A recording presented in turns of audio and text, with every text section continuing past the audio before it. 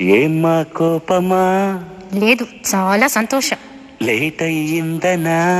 అచ్చి, నాతో మాట్లాడుకో.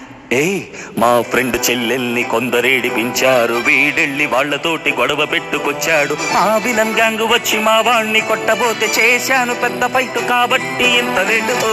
చలి క్షమించమన్నానుగా.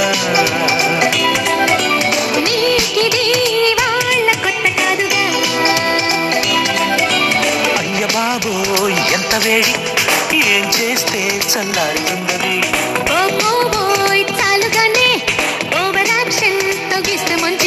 సరేలే టుమారో ఇలా వెయిట్ చెయ్యను కబుట్టు.